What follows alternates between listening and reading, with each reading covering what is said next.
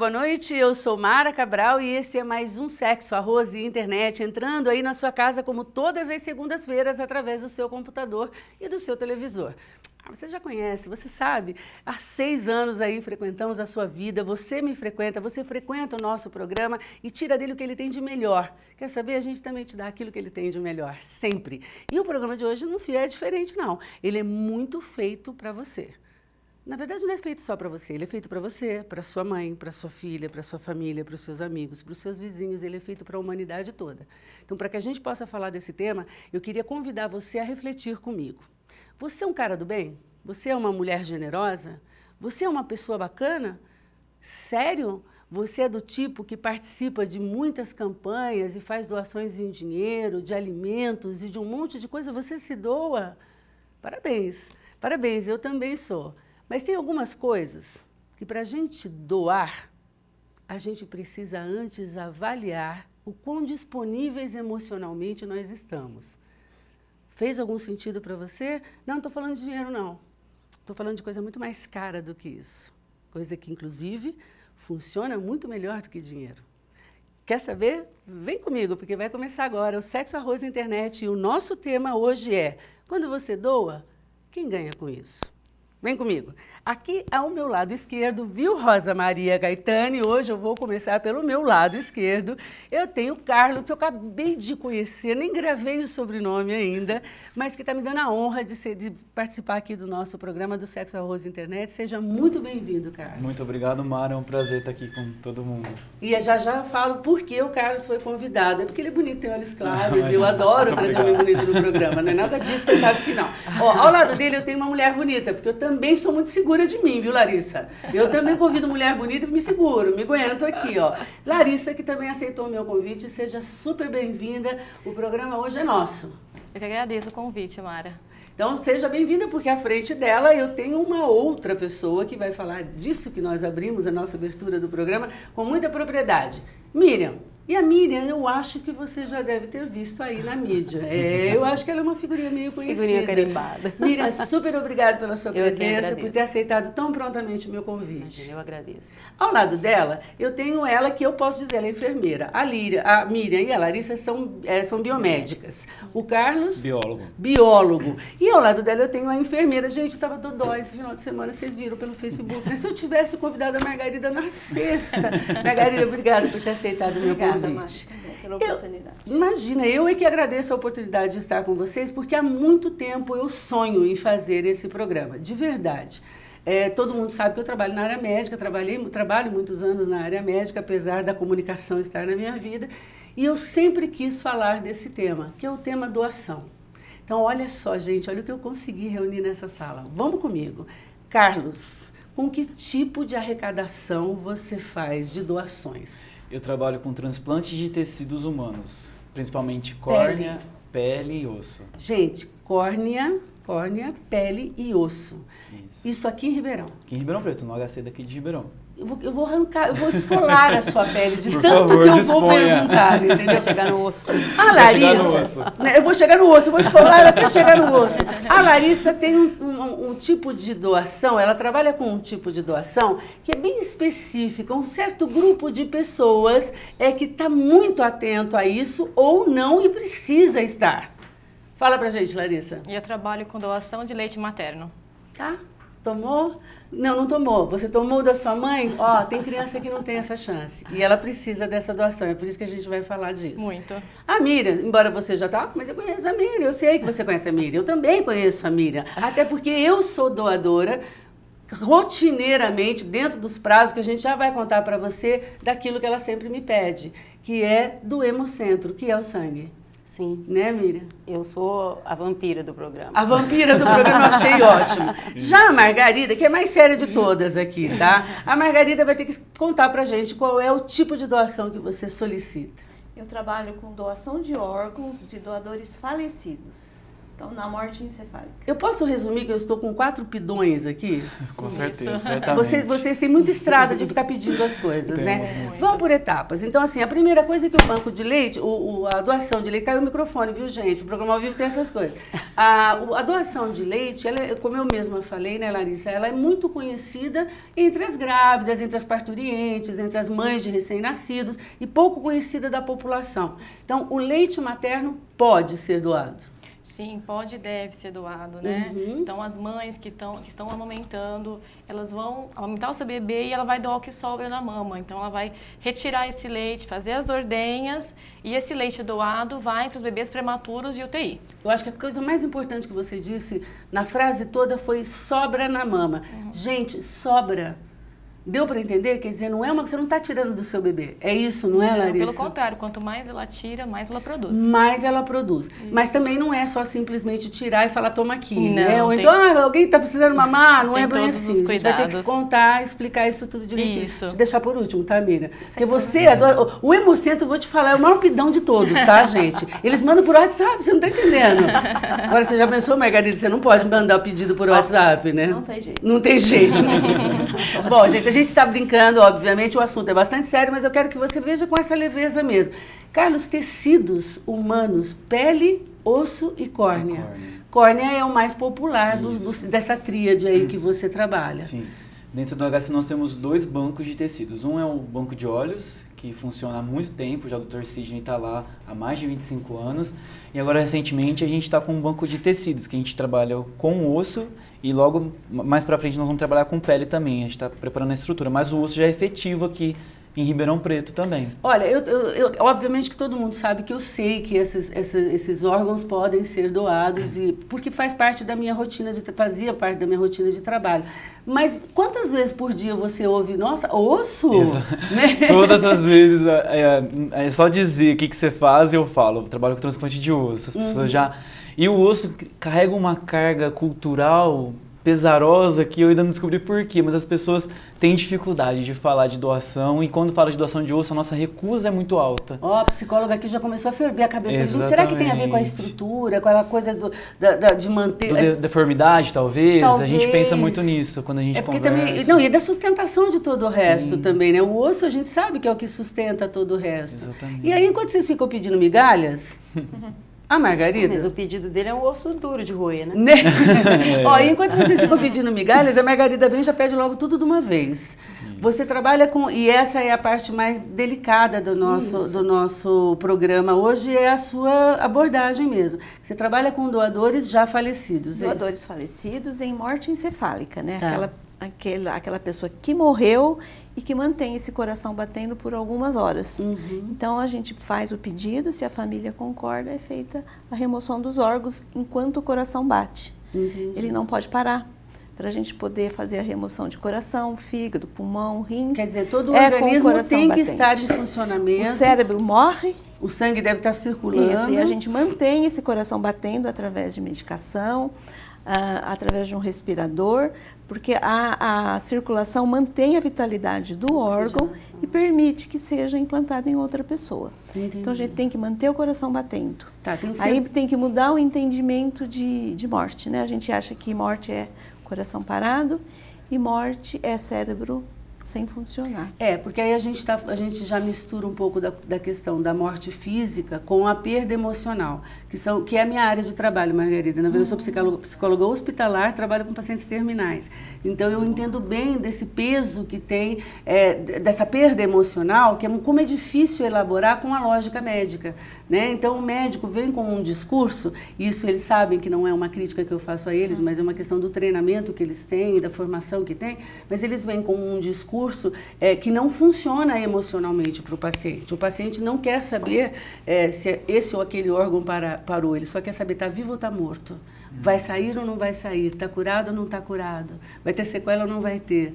É isso que é a dificuldade que a gente encontra. A morte encefálica ela é uma morte assim, inesperada, associada às vezes a uma violência, é alguém que saiu para trabalhar, bateu de moto e... Um acidente de trânsito. De trânsito, porque é um dano cerebral sem condições de você fazer a reversão. Entendi. Então aconteceu Todos os outros órgãos estão Isso, funcionando. o cérebro por algum motivo ele sofreu um dano tão grave que não tem como corrigir. Aí então ele para de funcionar, a gente faz exames para fazer esse diagnóstico, né? E nesse momento que você tem esse diagnóstico de morte encefálica, é que a família é acolhida e é oferecida a possibilidade da doação. E é só nesse momento, Margarida, que se pode fazer essa abordagem? Só a partir do momento que você tem o diagnóstico de morte. Você só pode solicitar órgãos de uma pessoa que morreu. A gente não pode... Outro dia eu fiquei pensando nisso, porque isso inclusive é conhecido do público, porque já fez parte de novelas e de um monte de coisas, dessa questão desse drama que é quando o paciente está lá e para o médico, para a medicina ele não tem como se recuperar e a família ainda crê que isso pode ser revertido.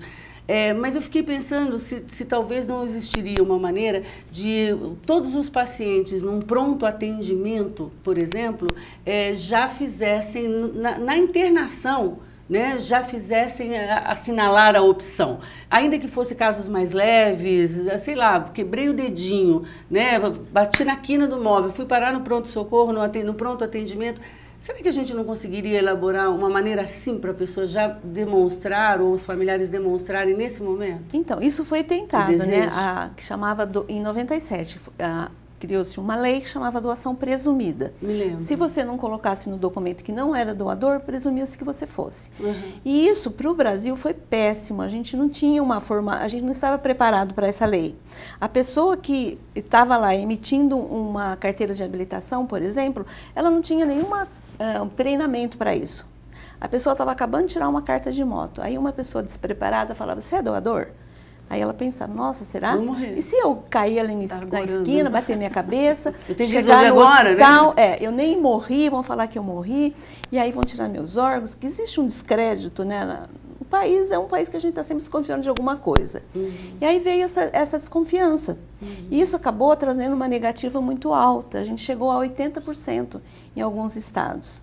E acabou atrapalhando a doação. Assim, de ter o paciente internado, ter um paciente, o paciente tem lá como ser doador e a família não permitir, é isso? Não, os documentos acabaram sendo emitidos com um não em torno de 80%. Ah, entendi. Quer dizer, na dúvida não. Na dúvida aí não. Aí entendi. às vezes a família queria doar e não podia. E não podia. E às vezes também aquela pessoa não perguntava e colocava não no documento. Aí a pessoa falava, mas eu não falei que não queria ser doador, mas estava não. E legalmente a gente não podia, então, aceitar aquela doação. Entendi. Aí em 2001 essa lei foi revogada e hoje é só a família quem autoriza. Tá, então eu posso, por exemplo, manifestar o desejo de ser doadora após a minha morte na minha família, no meu âmbito só familiar. Na sua família. E aí, no momento em que eu sou, sei lá, se isso acontecer, a minha família pode se manifestar em meu nome, então. Isso. Se você, por exemplo, fizer um documento, registrar em cartório, falando que você quer ser doadora, isso pode direcionar a decisão da família, mas não existe uma obrigação legal da família, da gente falar, vocês vão ter que fazer a doação. Vou fazer uma pergunta, já sei que eu tenho que ir para o intervalo. Vai ser difícil hoje, tá? Porque eu não quero largar meus convidados hoje. Vou fazer uma pergunta complicada, eu sei que ela é complicada. Mas imagina que se eu não manifestei e a minha família pode simplesmente manifestar por mim sem que eu tenha feito isso, é isso? Isso.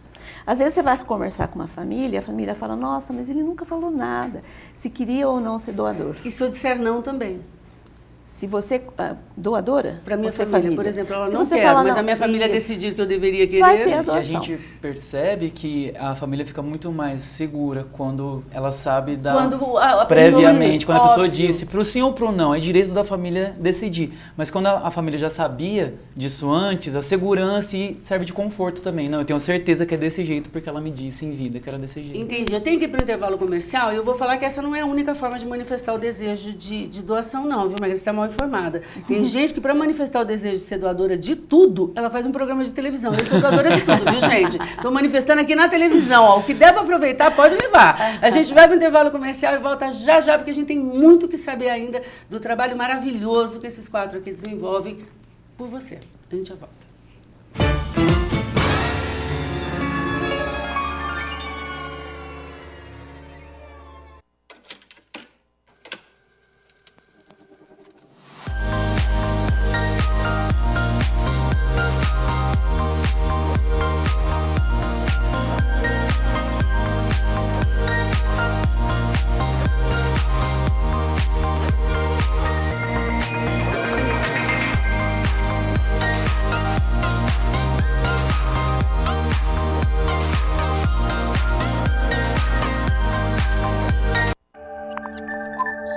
TV Mais, paixão por Ribeirão.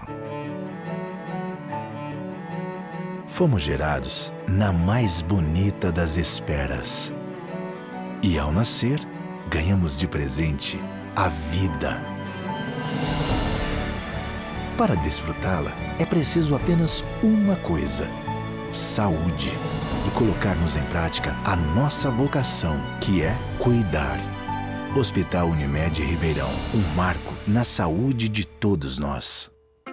Aqui sempre rola um assunto surpreendente. Sempre tem convidados preparados para debater os mais variados temas. E uma apresentadora que dispensa comentários. Segunda é dia de sexo, arroz e internet, com Mara Cabral, ao vivo, na TV Mais, às 8h30 da noite. TV Mais, paixão por Ribeirão.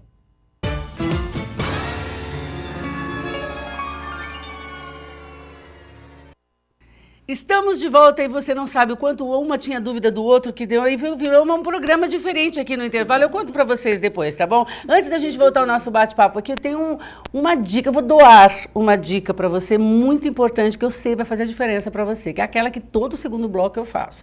Sabe aqueles dias que você acorda, que você olha no espelho e fala: quem é você? O que você fez comigo? Que horrível que é essa cara, que pele é essa, que cabelo desgrenhado, que cabeça, que rosto desanimado. Você está precisando cuidar de você. É aquele momento exato, certinho, bonitinho, que você precisa dar um banho de autoestima em você. Então, aí você precisa pegar a sua condução e ir até onde? Onde? No Estúdio DK, claro. Porque lá os profissionais do Estúdio DK vão se doar para você. Muito mais do que você pode imaginar. Eles fazem, inclusive, uma campanha de doação, aproveitando o tema aqui, que é do cabelo para o Hospital do Câncer. Você corta seu cabelo e você pode doar o que você cortou, o excedente, para as pessoas fazerem perucas, para pessoas que perderam durante o tratamento do câncer, perderam e precisam desse cabelo. Então, ó, vamos combinar? Não preciso nem te explicar por que você tem que ir no Estúdio DK. Se você tiver alguma dúvida, vai, porque o café da Didi, gente, é tudo de bom. E aí você me encontra no sábado de manhã. A gente toma o café da Didi, a gente faz as unhas, cuida da pele, com profissionais super gabaritados, com equipamentos incríveis, produtos melhores ainda, e você fica assim, parecendo uma apresentadora de televisão. Muito diferente da hora que eu acordei hoje, a hora que eu cheguei de São Paulo, que eu desci do carro, nem conto pra vocês. Ó, Estúdio DK é minha dica, tá bom? Vamos conversar um pouquinho, Carlos? Porque assim, o paciente que exige, que é exigido na doação que a Margarida, do tipo de doação que a Margarida faz, é um paciente que já faleceu e a decisão é da família. A córnea, eu sei, todo mundo em casa sabe que, obviamente, o paciente também tem que estar falecido. Sim. Como é feita essa abordagem da doação de córnea? Segue os mesmos parâmetros do resto dos órgãos? Segue os mesmos. A gente trabalha junto lá no Hospital das Clínicas. Vocês são colegas? Somos. A gente entra na entrevista, fazemos bastante coisas juntos. E a família, ela opta, no momento de assinar o termo, quando ela quer doar, ela opta em quais órgãos e os tecidos que ela quer doar. Essa é uma boa pergunta que eu queria fazer. Então, eu vou dizer quais deles eu vou... Por que existe esse critério de seleção? Porque a doação, a gente quer favorecer o conforto para a família e a vontade da pessoa em vida. E tem pessoas que podem optar ou não por querer algum outro órgão. Então, foi criado esse termo para que a vontade da pessoa seja feita. Eu quero doar só o coração, então a pessoa dá só o coração. É sempre a vontade da pessoa. Você jura que existe essa especificação? Sim, existe a especificação. E aí, eu não quero doar meu rim, por exemplo? Nós tivemos uma família que quis doar um rim. E a vontade da família é soberana. A gente vai fazer o que a família quiser naquele momento. Entendi. E a córnea, então, é separado do resto dos órgãos, no caso? Isso. Assim como todos os outros, né? Isso, funciona junto e concomitantemente, a gente fala. A córnea, além da gente ter, igual a Margarida acabou de explicar, a morte encefálica, a córnea ela pode ser doada também depois que o paciente já parou o coração até 12 horas. Tá. Então, a gente faz a captação do paciente que teve a morte encefálica, mas a córnea a gente consegue uma janela maior, porque ela não tem sangue. Entendi. Então, por ela ser um tecido avascular, que não tem sangue, a gente consegue manter essas células vivas por mais tempo. Quanto tempo você disse? Até 12 horas. Até 12 horas. Eu vou juntar aqui o outro, que é a questão dos ossos, também é de paciente que já morreu. Não posso doar em vida? Não pode doar em vida também, nem osso e nem pele. Tá. A doação que a gente trata lá dos órgãos e dos tecidos é toda depois que a pessoa já faleceu. A não ser os órgãos que são duplos, que é o rim e o fígado. que dá para tirar um pedaço e transplantar em outra pessoa. Mas o restante é feito depois que morreu mesmo. Só são opções, então, que a família tem que autorizar. Exatamente. E aí eu vou fazer o advogado do paciente, Sim, né? por favor. Quanto tempo esse procedimento vai atrasar o enterro do meu ente familiar? Porque vai atrasar. Vamos começar do começo. Vai atrasar? Vai atrasar. E é um grande problema esse... Por isso é que eu estou falando disso, porque eu acho que isso tem que ficar bastante claro para as pessoas. Assim, é um processo demorado e as pessoas precisam ser esclarecidas que não tem como ser diferente. Porque no momento em que a família ela autoriza uma doação, esse doador, ele então tem toda uma história. A gente vai passar todas essas informações do que ele morreu, como que estão os exames sanguíneos, se ele tem alguma doença que descarta uma doação. Aí a gente fala informação do doador de múltiplos órgãos para a central de transplantes. No momento em que essas informações chegam na central, ela é colocada num programa de computador e gera a lista dos receptores. Que vai rastrear quem é que está precisando daqueles órgãos. Por compatibilidade também. Tá. Né? Vai por gravidade, compatibilidade. Cada órgão tem a sua maneira de ser, do transplantador aceitar esse órgão. Aí, nesse momento, gera a lista de receptor. Então, às vezes, o doador está aqui no HC e o receptor está lá em São Paulo. Então, esse médico precisa ver se esse receptor está em condições de receber o órgão. Ele tem 1 hora para dar resposta. Se o receptor está com algum problema, um resfriado, uma pneumonia, ele não vai poder ser transplantado. Vai para o segundo da lista. E isso acaba gerando um tempo que a gente estipula em 6 horas. Tá, vai então, demandando cada vez mais tempo e que a gente não tem como prever de quanto será. É isso. Aí a gente coloca então essa cirurgia para 6 horas após a assinatura da família. E isso não é um tempo fechado, porque às vezes, por exemplo, no caso do coração, precisa de transporte aéreo, precisa de uma série de coisas. Toda uma logística por trás daquilo que precisa a gente acaba atrasando essa cirurgia para poder acontecer. Outra pergunta que eu acho que é uma curiosidade de todo mundo em casa. O doador, a situação tendo acontecido aqui, o órgão tendo sido colhido aqui, ele vai para o Brasil inteiro? Dependendo da hora, sim. E é importante dizer, Mara, que quem vem buscar o órgão é o médico do receptor. Então, gente, eu preciso te falar que eu assisto Grey's Anatomy. Agora que eu entendi por que eu sei isso tudo. Sabe aquela série americana chama Grey's Anatomy? Gente, se vocês não entendem, vocês têm que assistir. Porque tem essa coisa do transporte da correria, o médico, aliás, o coração lá é lindo. E transporta de helicóptero, tem aquela coisa da conservação do órgão, não é? É parecido, isso. E aí, essa cirurgia, dependendo do número de órgãos que forem ser removidos, ela pode passar de 8 a 12 horas. Tá, então vai de fato atrasar. Então, a gente sempre dá uma previsão de 15 a 20 horas. E às vezes, a hora que você fala isso para a família, ela desiste da doação. Porque às vezes é uma internação longa, a família não aguenta mais o sofrimento. Aí ela fala, olha, eu não aguento mais, eu quero o corpo para enterrar. Eu entendo perfeitamente, mas você imagina que aquele seu ente querido, que infelizmente faleceu, vai viver em várias pessoas. Tá, essa é uma obviamente, Miriam, esse é um ângulo da visão. Eu vou fazer o outro lado, né? Eu acho que é importante que a gente faça isso. Na verdade, além do cansaço de uma internação muito longa, quando finalmente finda todo esse processo, a pessoa, não é que a pessoa quer se livrar logo daquilo, ela quer, de fato, ela quer fechar a gestalt, ela quer findar aquela história, até para que ela tenha condições de seguir a vida dela. O que eu acho que mais importante do que a pessoa nesse momento, porque eu acho que ela não tem condições emocionais para projetar essa coisa de meu parente, meu ente vai viver, é uma tentativa, mas ela não tem ainda isso muito forte.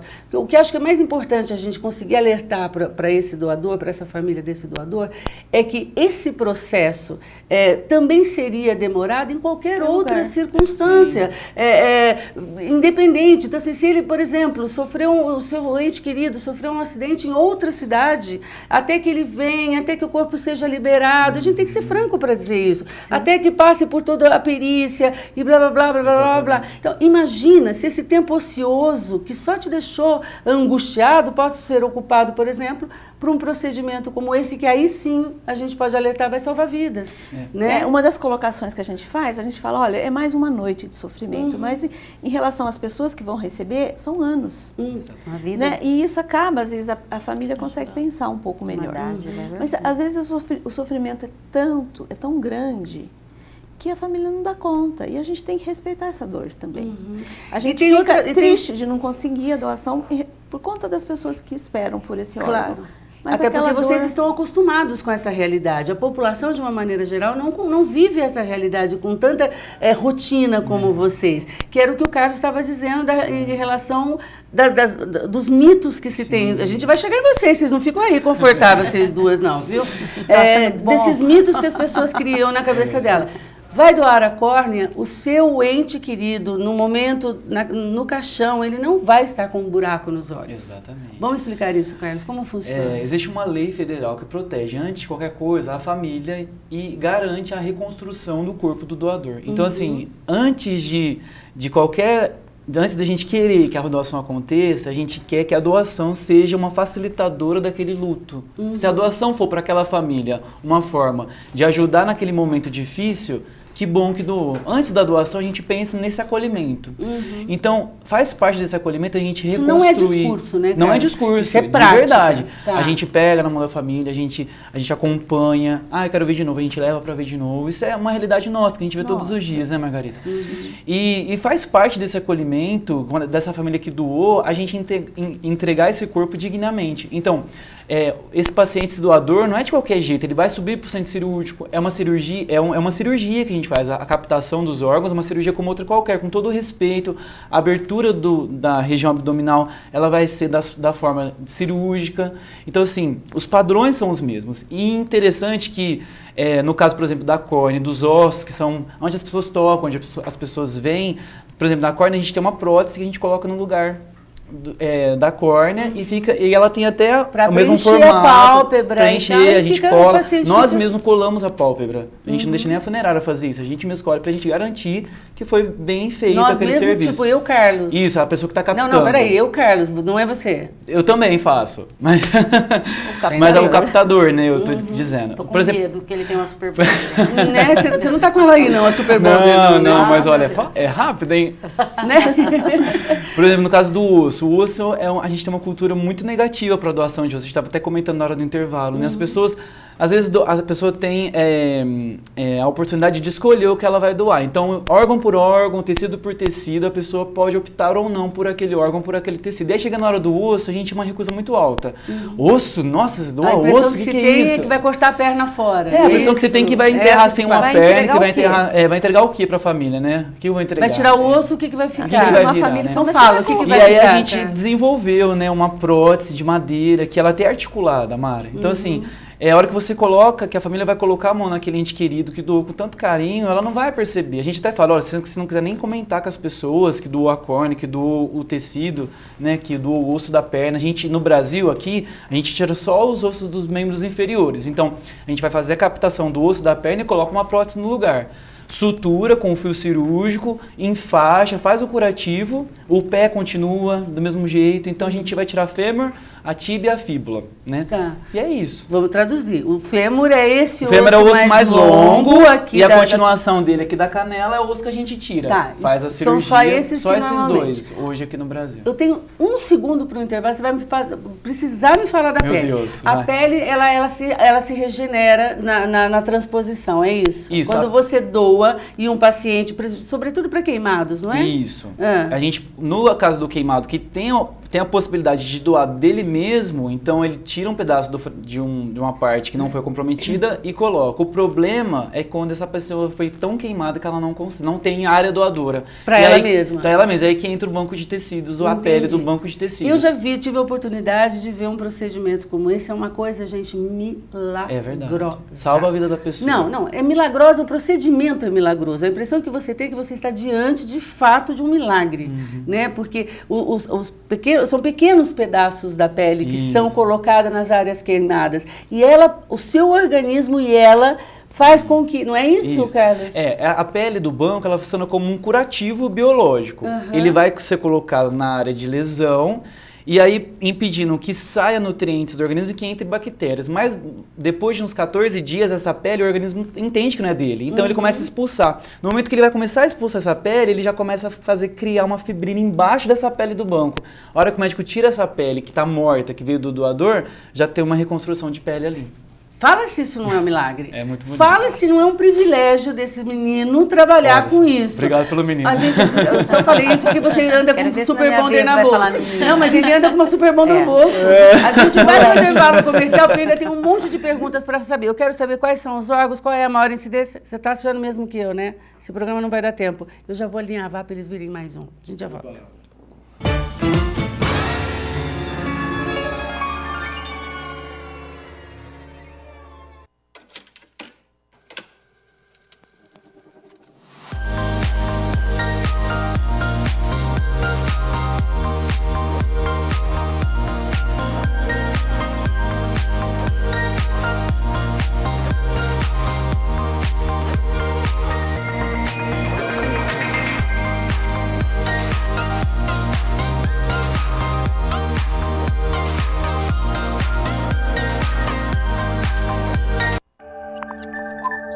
TV Mais, paixão por Ribeirão.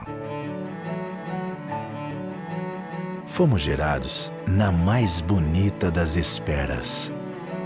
E ao nascer, ganhamos de presente a vida. Para desfrutá-la, é preciso apenas uma coisa: saúde. E colocarmos em prática a nossa vocação, que é cuidar. Hospital Unimed Ribeirão, um marco na saúde de todos nós.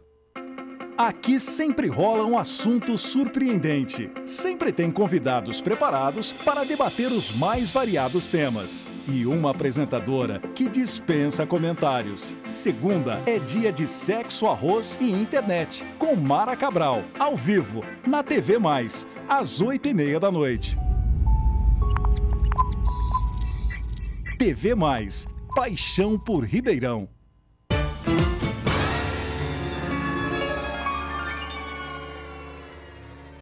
Estamos de volta. Você está tão afoito quanto eu, você está tão ansioso quanto eu também, porque só tem mais 2 blocos e eu ainda tenho mais 2 convidadas e ainda tenho um monte de perguntas que eu não fiz para os 2 primeiros. E eu preciso te dar uma dica, então eu vou rapidamente nessa dica para te dizer o seguinte: antes que esse momento aqui chegue, esses 2 momentos cheguem, você precisa cuidar da sua saúde. Porque até para ser um doador, você precisa estar com ela legal, você precisa estar com ela intacta. Então você precisa criar recursos para poder fazer com que a sua saúde, a saúde do seu familiar, das pessoas que você ama, está sendo bem assistida. Infelizmente, você sabe a minha opinião, que é a sua também, nós não chegamos nesse patamar no Brasil em que a gente possa dizer que nós temos um sistema de saúde que seja minimamente confortável, minimamente alentador. Não é, é desesperador. Então, já que estamos nesse momento, você precisa de um plano B, né? Uma carta na manga. E a carta na manga que eu tenho para você é a Unimed. Ponto. Você mora em Ribeirão Preto? Você entrou na cidade, você chegou pela Anhanguera, tinha um cartaz enorme dizendo: fique tranquilo, aqui tem Unimed. É verdade. A Unimed tem um hospital inteirinho, planejado ecologicamente, com os melhores médicos dessa cidade, com equipamento de ponta para você. E assim, ó, pertinho de você. E com condições que você pode ter. Então não é muito bacana? Para que você vai ficar batendo cabeça por aí? Você já viu um monte de gente que tentou esse e aquele e não acabou voltando para a Unimed. Por quê? Porque o médico, aquele que você conhece, aquele que você confia, lá, é cooperado. Então o Sexo, Arroz e Internet tem Unimed, eu tenho Unimed, claro, você vai ter também.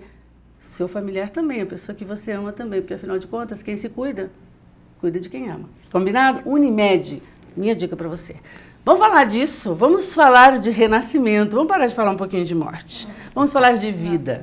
Então aí eu planejei, eu engravidei, eu fiquei 9 meses pensando nisso, trabalhei, passei creminho para não ter estria, para não ter isso, para não ter aquilo, e aí chegou aquele momento lindo em que meu filho nasce e eu vou dar a ele o alimento primeiro que todo mundo diz que é sagrado, que é o leite materno.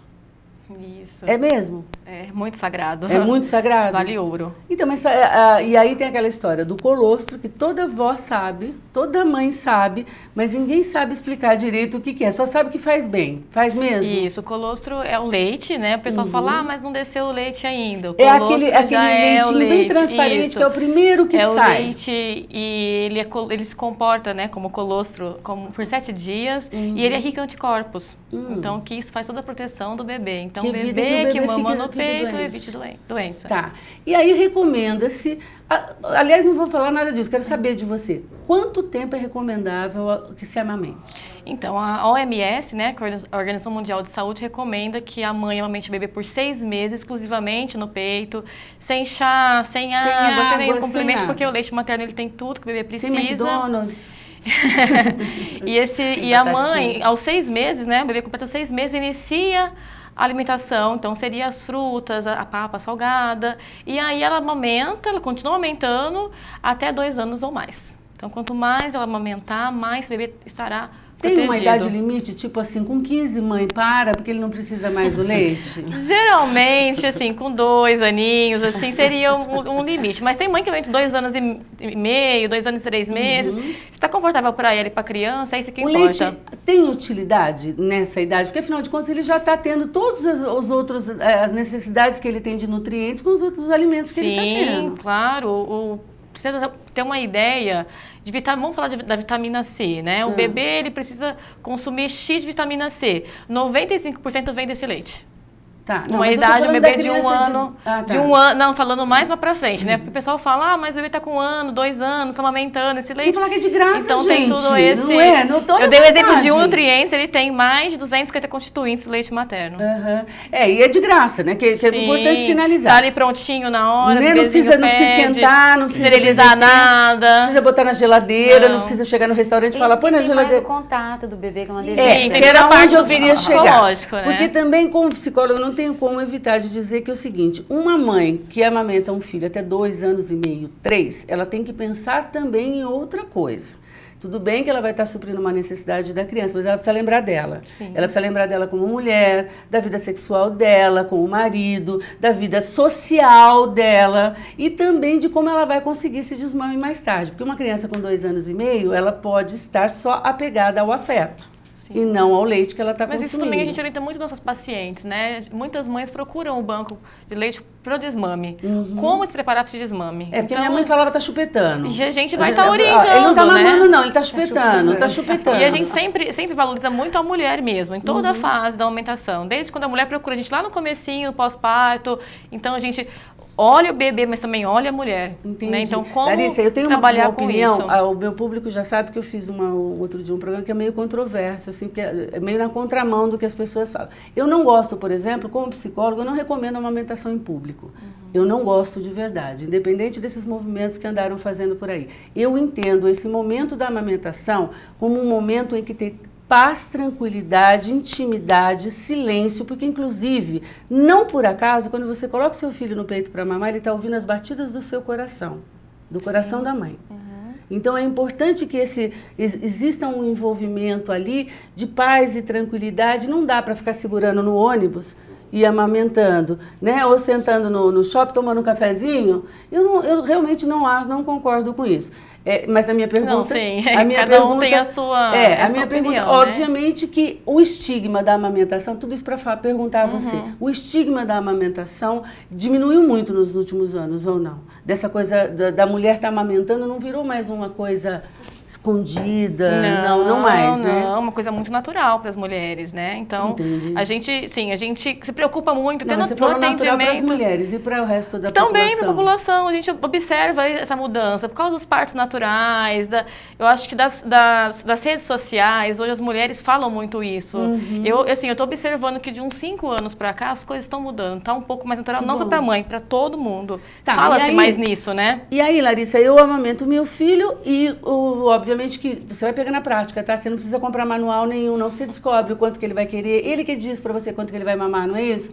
Quanto que ele quer, se é nas duas, se é uma só. O tempo de mamada, os intervalos. E aí sobra. Independente das escolhas que ele faça, se ele mamar meia hora em um, meia hora no outro, vai sobrar leite da mesma forma. E o que eu faço? Bom, e aí onde entra a importância, aí onde entra a Larissa, gente, tá? Do nosso trabalho, chama a Larissa, diz que Larissa. Então, as mães que estão amamentando, tá naquela fase que está estabelecendo a amamentação, e é onde o bebezinho mama e ela sente que a mama continua cheia ainda. Onde ela procura o banco de leite, olha, eu tô com leite sobrando. Então, o banco orienta todos os cuidados de coleta, ela não precisa ir no serviço, ela pode tirar em casa esse leite. Ela mesma? Ela mesma. Tanto é que quando a mãe entra em contato para saber como realiza a doação, a gente já pergunta, você sabe retirar esse leite?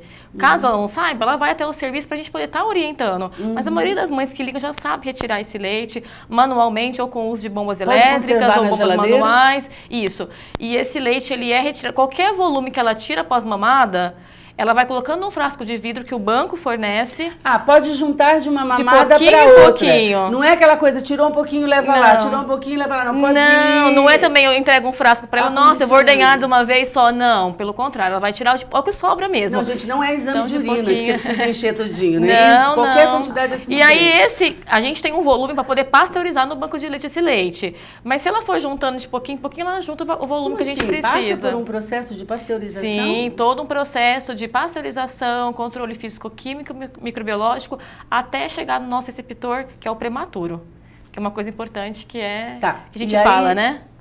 O quão diferente do leite genuinamente materno, direto do peito, ele fica? Aí, pergunta estranha. Bom, se tem alguma perda. Na pasteurização, né, a gente tem todos os cuidados na coleta para poder minimizar essas perdas, né? Então, se a mãe seguir corretamente o que a gente orienta, esse leite vai ter quase nenhuma perda. Na pasteurização, tem uma pequena perda, mas é insignificante. Entendi. Tá? Porque esse pensamento... Mesmo assim, o que fica é suficiente para o bebezinho estar lá na UTI. Entendi. Que esse pensamento, Larissa, na verdade, eu estou fazendo uma projeção de pensamento da pessoa comum, da mãe que está amamentando e que está sobrando leite. Ela pode imaginar, não, então, peraí, vai pasteurizar o negócio, né? Pasteurizar já dá um sentido figurado, né? Uma coisa de estragou o que era natural e pasteurizou, né? E, então vou dar direto. Por que ela não pode amamentar o filho da colega?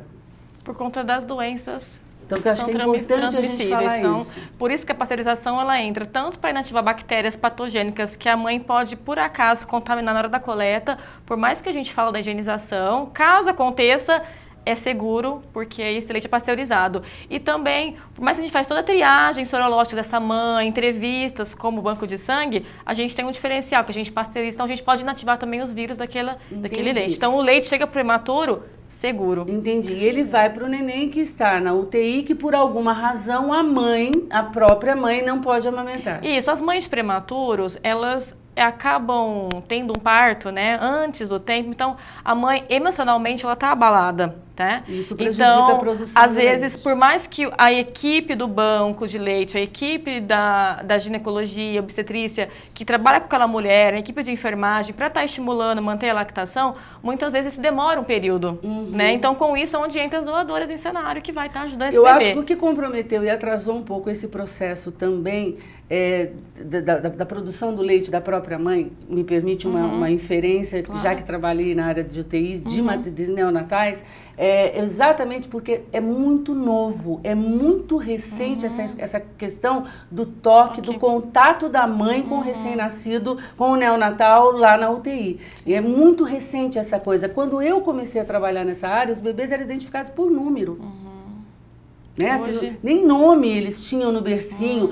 O contato com a mãe, da mãe pegar a criança que está entubada, a criança... É uma coisa recente, estou falando de 15, 10 anos. E hoje já está acontecendo, e hoje já está tem a humanização dentro da UTI, o toque da família, né? Que a gente envolve a mãe, o pai, os avós, os irmãos também fazem visita dentro da UTI. Então, a gente coloca o bebê em canguru, né? Então, o bebê que está estável já vai para a mãe no contato pele a pele. Tudo isso vai estimulando a produção do leite também. Entendi. Ele vai chegar aqui e vai fazer assim pra mim, mas eu vou pular rapidinho pra ela, porque no próximo bloco eu quero um número. Já sei, não precisa me avisar. Hemocentro. Hemocentro é velho colega meu. Sim. Aquele velho colega rabugento. Você não vai vir me ver? Quem dera ele fosse velho colega de todo mundo. Ele é um velho colega meu. Eu sou doadora. Sim. Então, qualquer pergunta que eu faça vai ser uma pergunta retórica, porque eu conheço todo o processo. Sim. Mas vamos falar da questão da necessidade. Todo mundo sabe que o HC, que o Hemocentro, vive com necessidade de estoque. O que a gente tem batido na tecla, que todo mundo não sabe, é que o Hemocentro de Ribeirão Preto abastece 33% do estado de São Paulo. É que o Hemocentro de Ribeirão Preto precisa agora, com mais a região de Taubaté, para abastecer de 11 mil bolsas por mês. O que todo mundo não sabe é que quando acontece um transplante como o que eles acabaram de vir, conta pra gente, quantas bolsas são disponibilizadas? Para um transplante de fígado, nós temos que reservar para o receptor, do tipo sanguíneo do receptor, 50 bolsas de sangue para que o próprio médico possa começar o transplante. Para um transplante de medula, nós reservamos 100 bolsas do tipo sanguíneo. Então, eu sou doadora, eu vou até lá, eu tenho um tipo específico de sangue, obviamente, embora às vezes eu acho que eu tenho sangue de todo mundo, sabe? Mas eu vou lá, dou e deixo lá. No caso, quando a Margarida ou o Carlos precisam, no caso de um transporte, de um transplante, eles vão pedir e você vai direto naquele estoque específico daquele sangue que o paciente precisa. Sim, o receptor, ele vai receber o órgão, se o receptor é negativo, ele tem que receber o sangue do tipo ABO e do RH dele, né? Que eu acho que é isso que a população tem, é uma inferência minha, tem uma dificuldade de entender, que na verdade o seu sangue, que é diferente do meu, que é diferente do qualquer um é muito necessário. Porque todo mundo tem um sangue diferente, a gente nunca sabe quem é que vai precisar. Então não tem essa coisa de, o meu sangue é universal, ele é bom, eu dou porque todo mundo usa, eu não, porque o meu é complicado, não é todo mundo que tem. Não é assim. Se nós formos ver que o A positivo é o sangue mais comum dentre a população, ele é 54% da população, desculpa, 34% da população, é questão matemática. Qual a probabilidade de ter mais A positivo precisando de sangue? Não é verdade? O O negativo, a dificuldade do O negativo é porque ele é o doador universal. Numa emergência, numa urgência, em que a pessoa chega com hipovolemia ou chega babando, como a gente diz, né, no hospital, não dá tempo de ver o tipo sanguíneo, você vai passar um tipo O negativo. Primeira coisa que você tem que fazer é repor a volemia da pessoa, fazer com que o coração dela não pare, depois você corre atrás do prejuízo. O HC do campus, ele consome aproximadamente, só o HC do campus, 2.500 bolsas mês. Entendi. Eu tenho que ir para o intervalo, Denis? Já? Eu queria só perguntar uma coisa para você antes da gente ir, porque no próximo bloco eu quero falar de números e quero direcionar as pessoas para que elas possam se tornar doadoras a partir de hoje, quem não seja. Né? A questão do banco de sangue, o que muito me preocupa, é porque as pessoas vão falar isso, mas dói, não dói? Porque leite não dói. Não sei, né? Algumas mães que têm... Dói! Às vezes era exatamente o que eu ia falar. Responde com uma palavra. Dói ou não dói? Uma picadinha. Dói. A gente vai para o intervalo comercial e a gente vai explicar o que é esse doer, que é parecido com o doer que a Larissa sinalizou aqui. Tá bom? A gente já volta.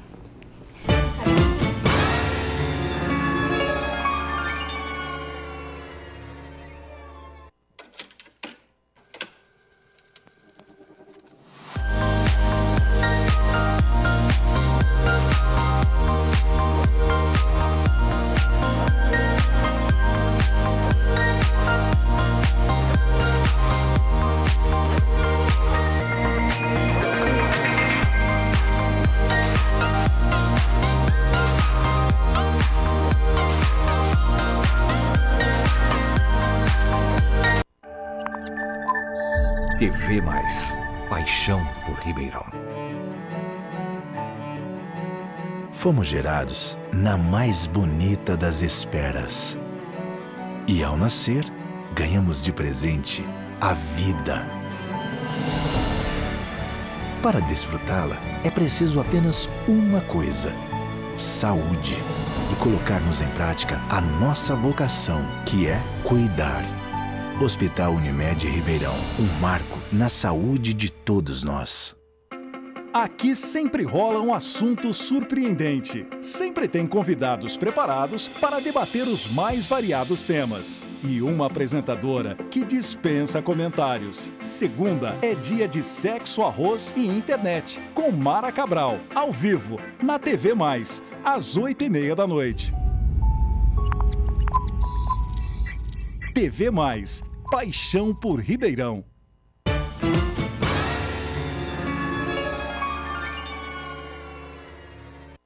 Estamos de volta, esse é o último bloco e eu sei que você deve estar pensando, Mara, você não vai fazer os parabéns dos aniversários dessa semana? Não, eu quero que você, aniversariante, meu amigo virtual ou não, que aniversaria essa semana e a próxima, sinta-se presenteado com esse programa de hoje.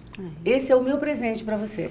Para que você é seu aniversário? Foi dia 15. Ah, parabéns, parabéns. Mas na terça-feira tem uma criatura que eu não posso deixar de parabenizar, com a permissão de vocês. Feliz cumple-me, querida, te quero, te estranho um montão. Que é minha afilhada, que é argentina. Candela, te quero, meu amor. E que ela aniversaria na terça-feira. Vou mandar o link para ela poder ver, mas eu vou ligar para você, a gente vai ficar horas conversando, tá bom, meu amor? Te amo, te quero. Bom, vamos voltar aqui, porque a gente tem só mais esse bloco. E antes da gente abrir ele, eu quero perguntar para vocês. Vamos continuar esse programa, pelo amor de Deus? Vocês me doam mais esse tempo de vocês, por favor? Então tá. Quero falar algumas coisas bem pontuais em relação ao Hemocentro com propriedade, porque eu sou frequentadora da casa. A gente passa por algumas etapas. Você que nunca doou precisa saber disso. A primeira coisa, você vai chegar no Hemocentro e você vai estacionar e você não vai pagar o estacionamento. Me corrija se eu estiver errado. Não, tá certo. Porque vocês têm um convênio, sim. É isso? Tá, porque isso é uma coisa que eu ouço sempre. O nosso posto de saúde, o nosso posto de coleta da Quintino Bocaiúva, que fica entre a Marechal Deodoro e a Floriano Peixoto, tem 3 conveniados. Um em frente, um na lateral da Marechal e um na lateral Endereço, Quintino Bocaiúva... 470. 470. Você saiu da sua casa, foi para lá. Quais são, para que eu decida ir, quais são as condições básicas para eu chegar lá e falar que eu quero doar? Como eu preciso estar? Estar bem de saúde. Se você não tiver feridas pela pele, se você não estiver resfriado, não estiver gripado, se você não tiver feito nenhum procedimento, é fácil você guardar assim. Qualquer coisa que possa ser porta de entrada ou que tenha sangrado, até uma limpeza dentária. Se sangrou, espera uma semana. Tá? Porque tudo isso é porta de entrada para bactéria, para vírus. E que pode contaminar o sangue. Pode contaminar o sangue. Nós estamos saudáveis, uma gripe, por exemplo, em uma semana você vai fazer o ciclo dela, você está bem. Mas como que eu vou passar uma bolsa cheia de vírus de gripe para uma pessoa que está, por exemplo, com leucemia? Vou chegar aí. Eu quero só lembrar para as pessoas de casa que assim, isso não é uma informação inútil. Você engana quem pensa isso. Eu dou há anos, de 3 em 3 meses, é isso? De 3 em 3 meses. E acredita que da última vez eu saí da minha casa determinada com a minha carteirinha, peguei meu carro, parei no estacionamento, não paguei o estacionamento, enfrentei a filhinha que tinha lá, passei por tudo, chegou na entrevista, ela falou, e aí, tá tudo bem? Eu falei, tá, tipo, a entrevista passa por mim, né, como eu passo por ela todas as vezes. E tá tudo bem e tal. Ela falou assim, alguma machucadinha? Eu falei, não. E tinha um esparadrapo no meu dedo, como é que chama aqui? Um band-aid. Band-aid. Aí eu falei... Não, na verdade tem isso. Eu encostei na grelha do fogão e deu uma queimadinha e saiu a pelinha. Ela falou, posso ver? Eu falei, mas eu só tenho esse band-aid. Você vai me dar outro? Ela falou que eu preciso ver. Eu falei, tá bom, então você vai me dar outro. Aí tirei. Ela olhou e falou assim, tá aberta, você não pode doar. Eu falei, oi? Saí chorando. É frustrante, não é? É. Mas pensa, olha, a Mara é uma doadora. Como é que ela comete uma gafe dessa? Passa despercebido. Então, a importância da entrevista é fenomenal. Você precisa falar a verdade. Por quê? Bom, não porque nós achamos que você seja mentiroso. Mas é que vocês são indiscretos. Mas, tem que deixar claro que eles são indiscretos. Nós somos chatos, indiscretos e muito criteriosos. Mas quando a pessoa fica brava, eu pergunto, se amanhã for seu pai, seu filho, sua família, como você quer que eu do Hemocentro trie a pessoa que vai doar? Porque o sangue, ele é um veículo que não só salva, mas que pode matar.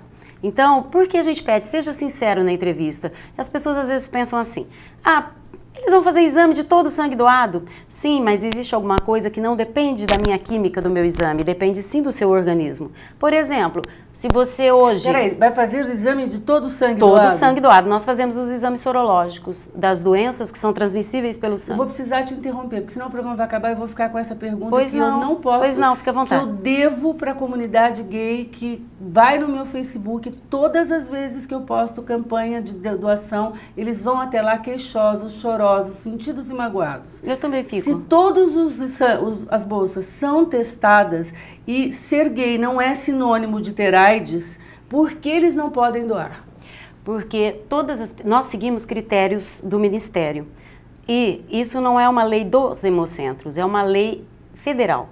Então, todas as pesquisas epidemiológicas que no Brasil, Canadá, Inglaterra, tanto na Europa quanto nos Estados Unidos, elas identificam que o maior índice de contaminação ainda... Que é o tal do comportamento de risco. Por HIV é entre... não seriam gays, homossexuais, que a gente fala masculinos, né? Hoje homem, hoje... Ainda, porque eu vi que não, que esse aumentou o número de mulheres contaminadas. Então, no entanto, qualquer pessoa, seja hétero ou seja homossexual, que passe pela entrevista criteriosa e seja grupo de risco, nós não somos preconceituosos, nós temos precaução. É diferente. Não vai doar. Seja homem, seja mulher, seja hétero, seja homo. É muito tênue, Sim. Miriam. Você concorda? Concordo comigo? plenamente. Que a linha é muito Mas a tênue. lei e as pesquisas são feitas para que a gente siga.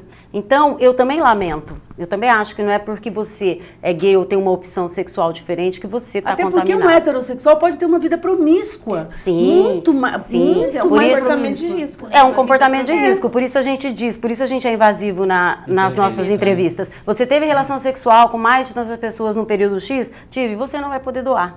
Lá no Hemocentro, guardem bem, ninguém está interessado se você é bonito, feio, loiro, alto, moreno, negro, qual é a sua opção sexual. Nós estamos interessados em captar, colher um sangue de melhor qualidade para pessoas que a gente nunca viu, que a gente não conhece, que a gente sabe que está precisando viver. Então, eu não tenho nada contra você, não é nada pessoal. Pode ser que amanhã essa pessoa que esteja precisando de sangue, esse sangue que eu estou tentando colher com a melhor qualidade, seja o meu filho. E que eu nem estou sabendo, seja eu mesma. Então a gente tem que pensar que doação de sangue não é para ter benefício algum, não é para salvar vidas, tá? Quando você vai ao Hemocentro... Não tenho dúvida. Não, eu estou dizendo dos exames. Existe a janela sorológica, que é, se você hoje tiver o vírus de HIV, você teve um relacionamento sexual de risco. Aí você fica com aquilo, Ou meu compartilhei Deus. uma seringa. Ou compartilhou uma seringa, uma agulha. Você fala, meu Deus, o que eu fui fazer e tal. E você fica com aquilo. E aí você fica com receio de falar para as pessoas, porque tem vergonha. Aí você pensa, lá no Hemocentro, você, um número, eu sou anônimo. Eu vou lá, porque se der positivo, lê do engano. Porque existe o que chamamos de janela sorológica. Vamos supor que numa dessas você adquiriu um vírus do HIV. Você leva quase um mês, 28 dias, para produzir anticorpos, que é a célula de defesa quando você adquire um vírus. E o nosso exame não detecta, porque o que a gente busca é o anticorpo. Esse sangue pode ser passado para E aí você vai estar se enganando, porque o resultado vai vir falso negativo para você, e você vai retardar o seu tratamento, e você vai estar passando para 3 pessoas. Gente, eu tenho que terminar, e vocês não sabem o quanto eu estou chocada com isso. Eu precisava de mais tempo.